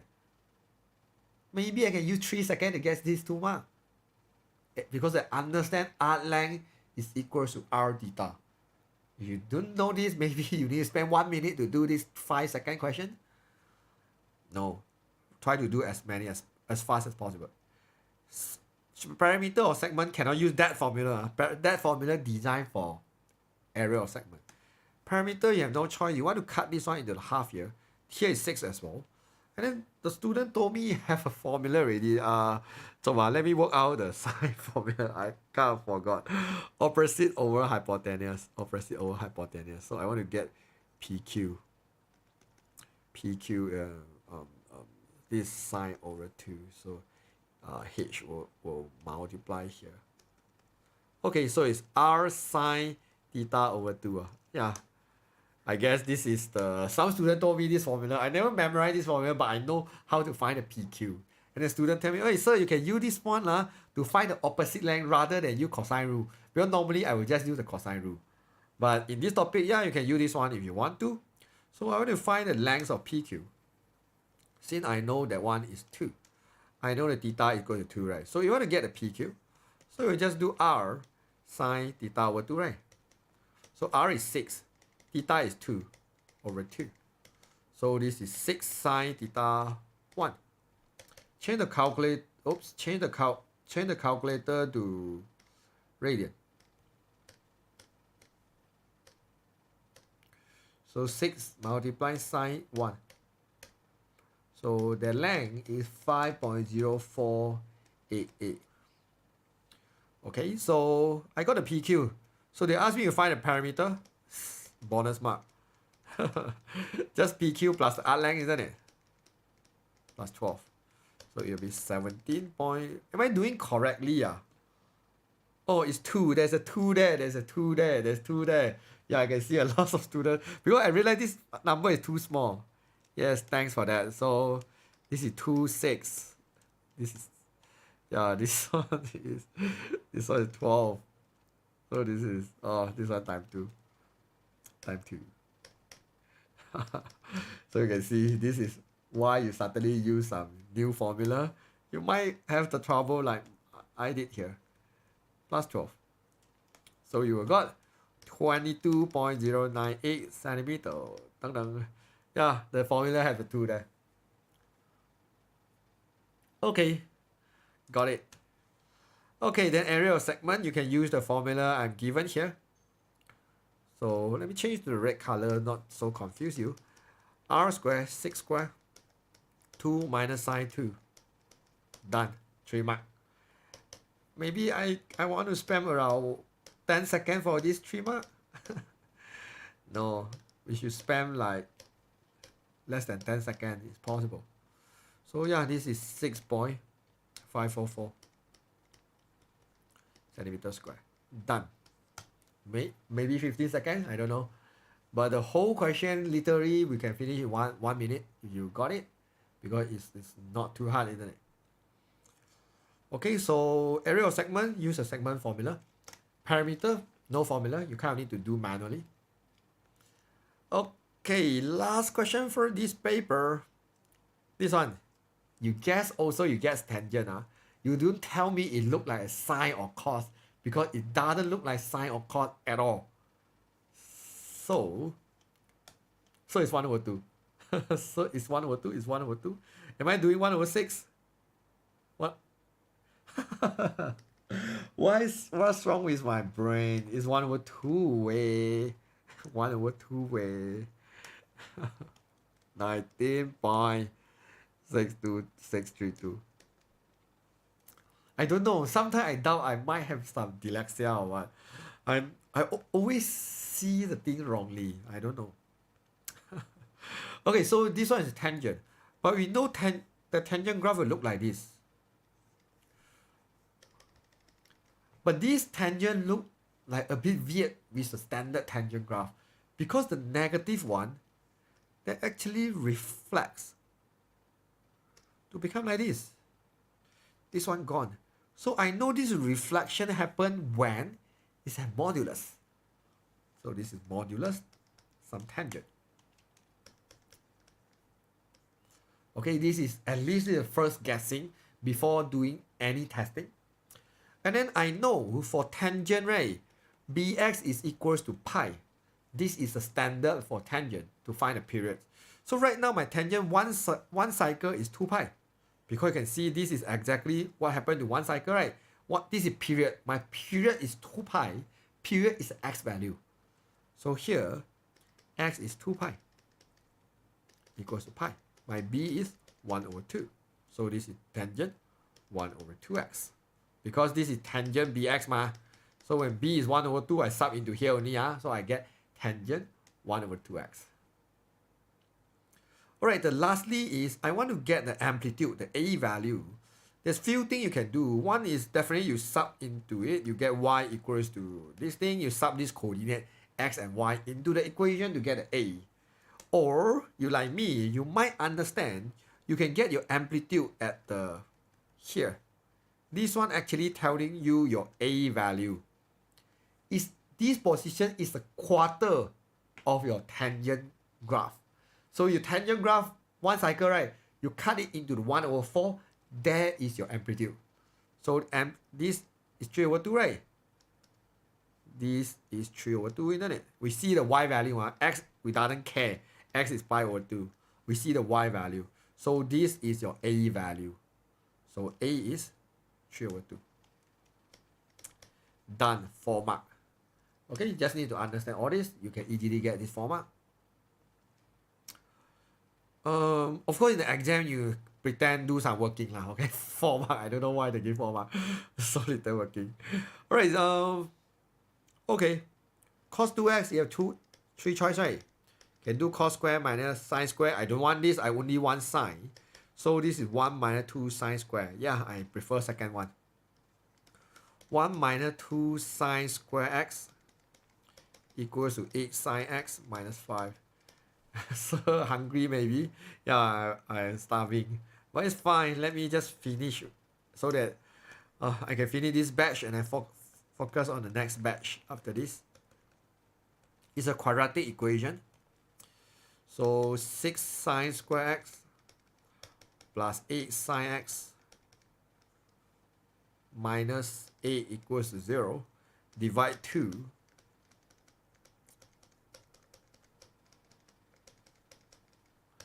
Then we will factorize it.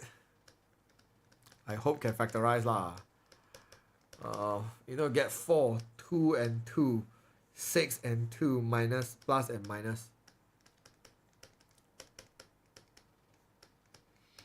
Definitely sin x cannot less than -1, so this one will be rejected because you type in a calculator, you will get math error. Alright, tell me x is between 0 and 360. Change my calculator back into degree. So, very easy. Shift sine 203 first. So x is 41.81 degrees. Add sugar to coffee. Tell me sine will get positive first and second. Second is 180 plus minus theta. This is theta, isn't it? Theta is this one. So the second one is 180 minus it. 138.19. Done. How long I take for this formula? Maybe like 30 seconds. Yeah, because have some formula need to move around. But the rest of it should be okay. Okay, the 3/2 is outside the modulus or inside the modulus. It doesn't matter. Because the 3/2 is the positive value. You put inside the modulus, I don't think it's wrong. You put outside the modulus, you can try to use the graphical calculator. Yeah, both should be fine.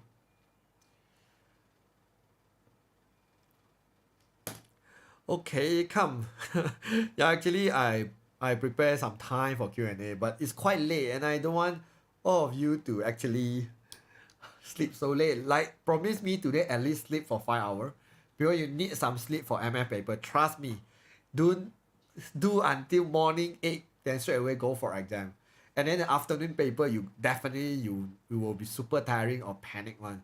So no matter how bad or how last minute you want, at least sleep for 5 hours today. Yeah. Or else you might not be happy tomorrow. So yep, anything you wanna ask me, come. Ask me anything. Yeah, we still have 400 students stay until the 11 o'clock. You guys are hardworking. Yeah, so no worries. So what you can do is on the tomorrow paper one, right? You go to finish the whole paper already. Come out. See which topic haven't come out one. Most likely they will come out in paper two. Because this is the MA tradition. So normally what they will do is they will come out every single topic in paper one and paper two. This is what they're trying to do. Unless this year they change to something new. Okay, they want to give up like 10 topics. They don't want to come out at all. They come out the rest. But it's kind of not possible. So yeah, so you can focus on paper one, finish already, then the rest of it, use the time to for paper two. So I'm scared. Any advice? Okay, so if you want my advice, right, I ask a lot of my students do this. When you go into the exam hall, they'll give you this paper. Take the different color pen, maybe blue color one. Write all the necessary formula you don't have in the first page of the paper. Because like I say, a lot of topics is about the formula. Just apply it. Unless you don't understand the formula, then I can't help. So go find out, or you can print screen here, or later you can go to rewatch this video. Go check out all this formula and then memorize it. Before you enter exam hall, memorize everything right in the note. But once you sit down, the examiner say you can start to write. First thing is open the formula list, write down all this formula, which you don't have one because you need it to do the. Rather than you do halfway, then you think, what is that formula? I forgot already. Then nothing I can help. So first thing is about the formula. Second is if you still like hardworking, you want to revise like 1 a.m. maybe you still have 2 hours from here. Like I say, go to master some topic. Like make sure you know how to do complete square. Make sure you know how to draw the trigon graph. Make sure you know to understand about linear law. Yeah, go to master some skill. Those skill can small part one, but maybe can help you to get some mark. Especially like circular measure formula, r theta that just now 5 seconds get 2 mark. So go to master some small topic, can help you get as many marks as possible. So the cos rule is in degree and or radian. Cos rule can be both in degree or radian. Depend what is the angle you insert in the cos rule. If the angle you insert into the cos is radian, then you change your calculator to radian. You insert is the degree, then change back to the degree. So I'm going to use a pencil to write down all my answer. Yeah, you can use a pencil. Or you use the different color pen also can. But don't make the examiner feel like you bring this paper in. Yeah, because that paper is on the table, right? So you write with a different color, then it seems like you come in only right, then it should be fine. So for n and z, how to differentiate? How to differentiate is mean or variance of p? Okay, to reply the Mandi one, so it's for normal distribution, this one is mean, and here will be variance. But if I change to the z-score for normal distribution, this value is 0, this value is 1. Fixed already. These two values is fixed already. But if in the x here, then it will in mean and standard deviation value. Okay, so it is slightly different. So how to find maximum and minimum? maximum and minimum dy dx equals 0, or you do the completeness square, get the x and y from the completeness square. Can you do some function question? I have a many function video. Go to check it out. It's free for watch. Is it okay for us to use the pencil? Don't use pencil to. If you want any mark from your exam paper, don't use pencil. Pencil is for your own drafting. So you want to draft something on your paper, then go ahead to use pencil. But whenever the answer you want to get mark one, always use pen. So why the tangent has amplitude? Yeah, tangent always have amplitude one. Let's say I simply draw a easy tangent graph, right? Tangent actually have the amplitude of 1 at 45 degrees here. But just normally we don't care about tangent amplitude. So this is the reason why normally I teach tangent, I just tell the people just ignore. But since the tangent, the amplitude can go extremely big, but it's always happen at the quarter here. So just remember quarter, this one will be amplitude of tangent. It's hidden over there. But so or you can just sub certain coordinate into the tangent equation, you can get the amplitude as well. Yeah, for binomial, yes, binomial, the parameter is NP.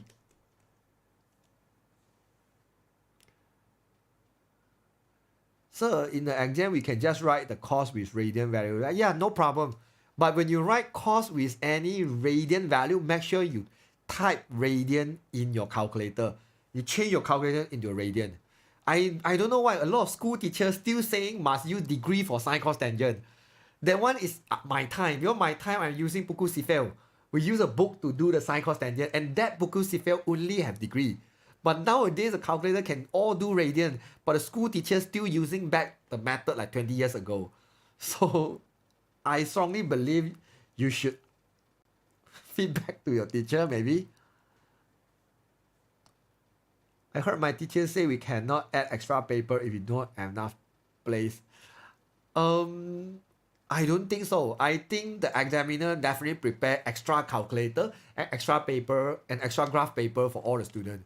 So if somehow your calculator got no battery, don't panic. Raise your hand and get a new calculator from the examiner. So how to calculate the period for sine and cos?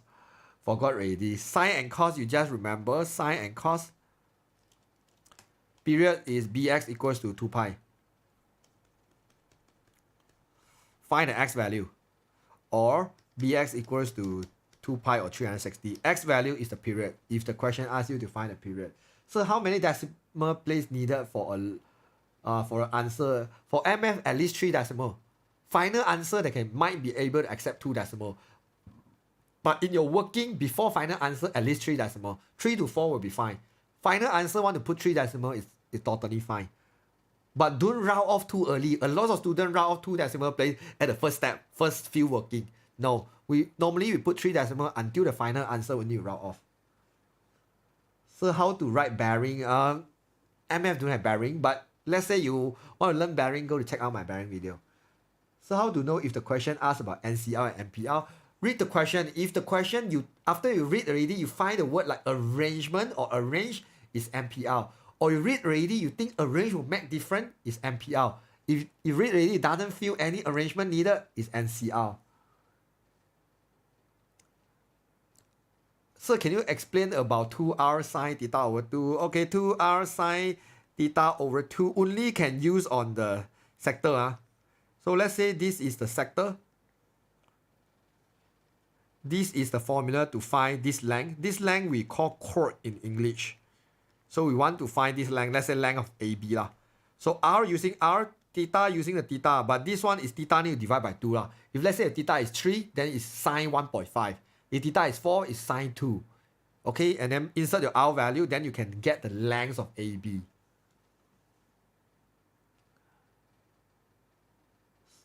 So can you explain the step on sketching the quadratic equation? Quadratic equation is quite easy to sketch. You must do the completeness square first, definitely the first step. So let's say today I have 3x minus 5 square plus 10. So first thing, this is 3, this is minimum graph.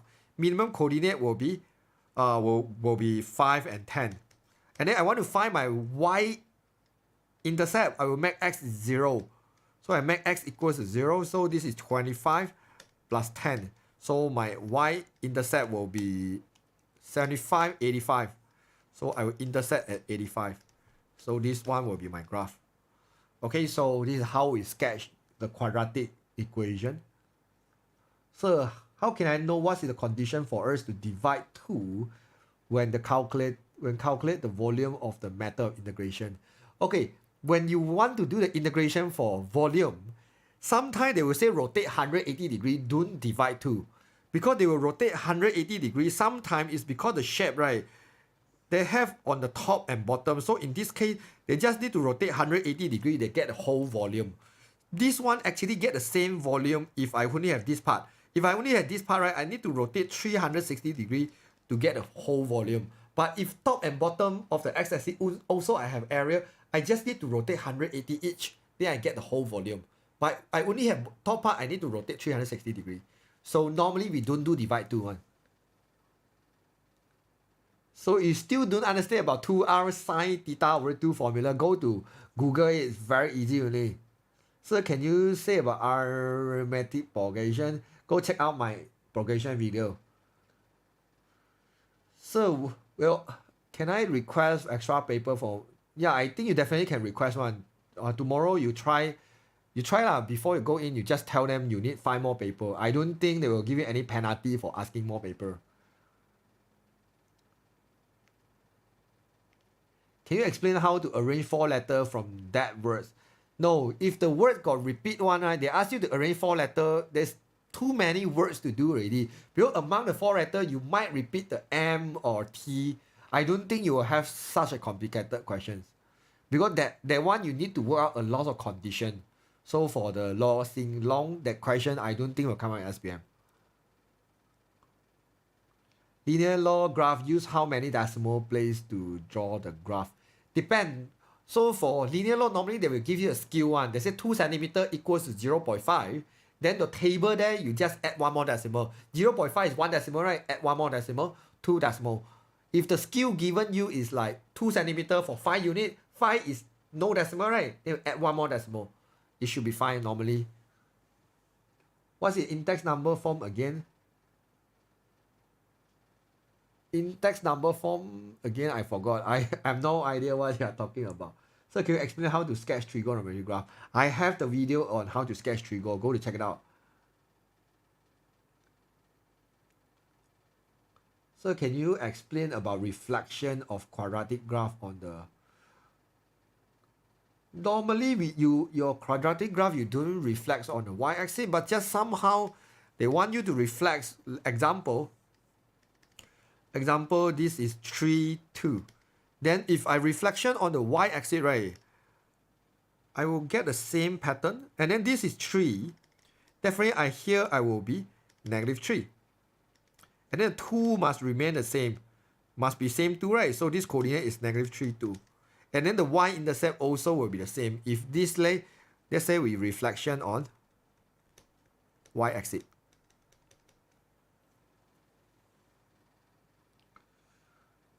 How to help the Karen mistake if I'm so careless? Karen's mistake can never help. So explain about volume revolve on 360 degree in integration. Yeah, the volume formula is not given, so you must be very careful. And you're going to remember this one. dy x squared. You see dy, this one means rotate on y-axis. We have another one. A to b, y squared. This is dx. This one will be rotates on x-axis.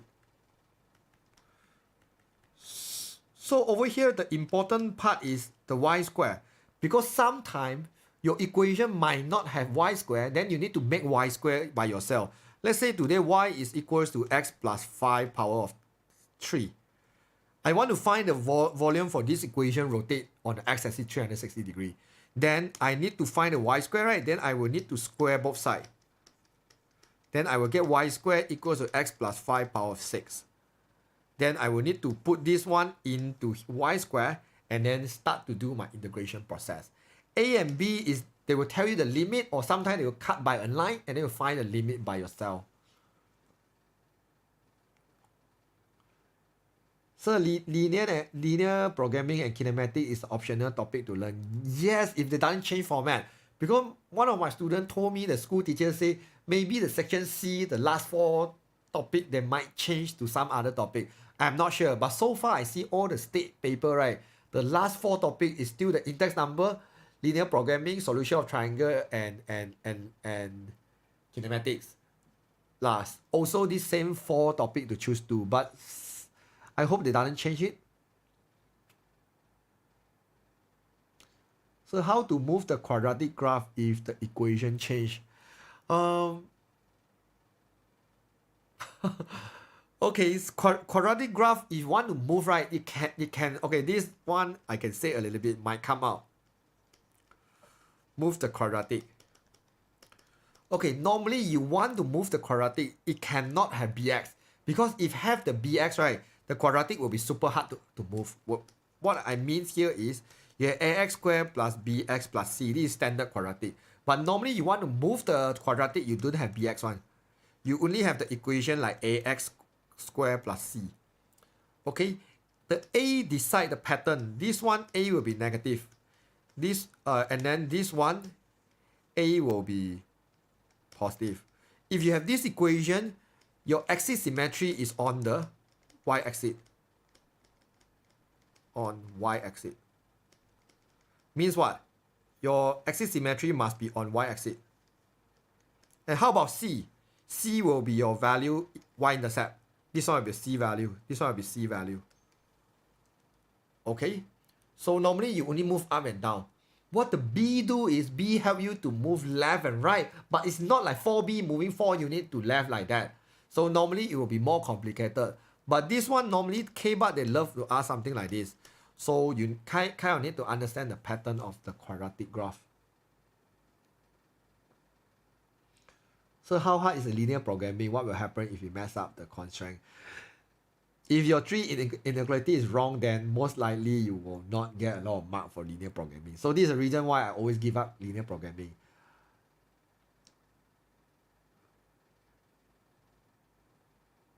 So can I see the diagram on how to rotate on x-axis and diagram on rotate on x-axis and y-axis? They doesn't have any specific diagram. They will just tell you some shaded region want to rotate on y-axis and x-axis only. But if you are so worried about rotation, you can go to check it out. Some online video. I believe a lot of good MF teachers are teaching the rotation for volume on YouTube. Just go to Google, it can help you understand much better, because it's not like I can spend like 10 seconds or 20 seconds to make you understand it. Yeah, because that one actually need further understanding. So how many marks can I pass this paper? I heard the passing mark is less than 20. Which part would you recommend? I do not know what will coming out in the part C, right? Paper 1 part C. I do not know which questions you can do. So I cannot simply recommend you. Just do the question you can do lah. So is there a fixed topic come out in paper 2? I'm not so sure, because I have one student feedback me. Right now the question, like, they will just simply move around, because the modern math they also doesn't follow like chapter by chapter. So MF maybe they will follow certain pattern. So tomorrow whatever question you see, you can do, you just do. You cannot do, just go to the question you can do. Don't waste time on the question you cannot do. Can you explain about relative velocity? I have about 5 to 6 video about relative velocity. It's very hard to explain, trust me. It's one of the topic I don't like. If you want, you can go to watch out my content. I have a 6 video about relative velocity.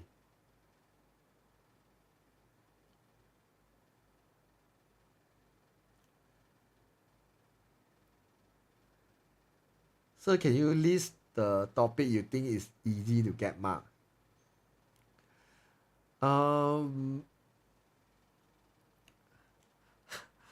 Because I do not know whether tomorrow they will come out the K-bar or not. But I list many times lah. One last time I list lah.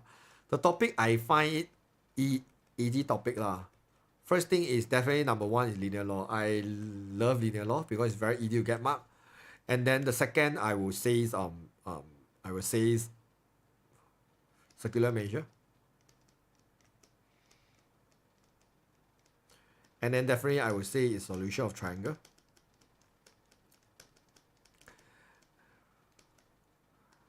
And then I would say is geometry coordinate.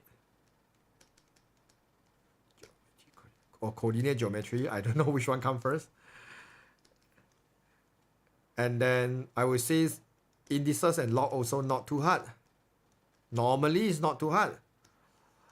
And index number, you can easily get the first 6 mark. It's a 10 mark question, but index number, you can easily get the top 6 mark. Progression also quite easy if for non-K-bar lah. Because progression is a K-bar favorite. Same idea. This one easy when this is non-K-bar. Because circular measure also is a K-bar favorite. So what else? If you are good in differentiation and differentiation, right? Kinematic also super easy. I love kinematic more than index number if you ask me. Yeah, and then vector also easy for non-K-bar. And then definitely system equation. System equation, you can use the calculator to do. It's basically like simultaneous, just more unknown. Yeah, this 10 topic is from my list lah. Because like differentiation, integration, normally a lot of things need to learn. Like permutation, combination, also a lot of things need to learn. And linear programming, one of your constraint got wrong, the whole question you will get very little mark only. So I don't like about linear programming. Trigonometry also the same. A lot of things need to understand in order to master the trigonometry. So this is the reason why I didn't list it into that. So list out the format for the topic, you just list there. No, I'm not going to list out the format lah. There's too many things for all this topic. So can we talk about locus? Locus, you just use the equation of distance. Just use a distance equation to form the locus. Most of the time it's work. So whenever they ask you to find the equation of locus, apply the equation of distance. Is there a probability that the derivative formula will come out in SPM like quadratic? I don't know. But might come out about the first principle. I don't know, this few years, this year and last year, right? You can see the state paper, they always have first principle one. Ask you to derivate, mean differentiate the equation using the first principle. But if you worry, you can go to check it out a little bit. But if you are not so strong in MF, forget about first principle. A lot of work for the first principle. Yeah, progression also is quite easy. I love progression. Not progression. I love probability distribution. Once you understand already, that topic never come out K-bar one. So it's the locus hard. So yes, for coordinate geometry, only the locus will be hard only. So if this one is about 6 mark, maybe you will lose about 2 to 3 mark for equation of locus. And then sometimes equation of locus, they want to add another 2 mark. Like they want you to show this locus got intersect x-axis or not. They want you to sub y equals to 0 into it. That one will be a little bit hard. But then except the locus, right, coordinate geometry is quite easy. So how to write? Okay, for the recurring decimal, I have the video for recurring decimal. You go to check it out. Recurring decimal, you need to use sum to infinity formula to do.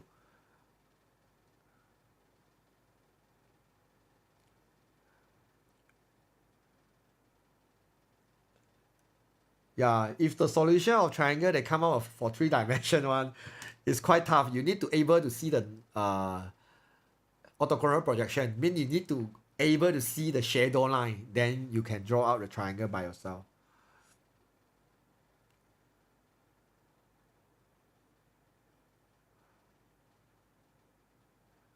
Okay, so yep, I think I answer. So can I do more than 2 questions on the section C? Definitely yes. You want to do 3 or 4 questions? I heard they will mark the 2 highest mark questions. So yeah.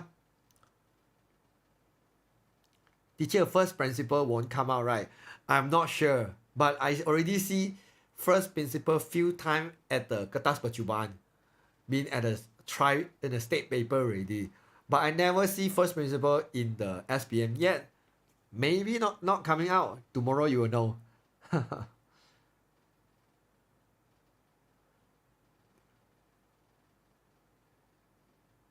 Teacher, why the student need to learn about proving? Students should learn how to use the formula only, I guess.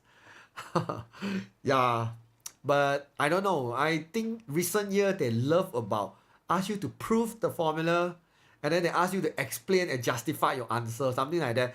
They want you to not only know how to apply, but you fully understand why you need to use this formula. So this is considered a higher level already.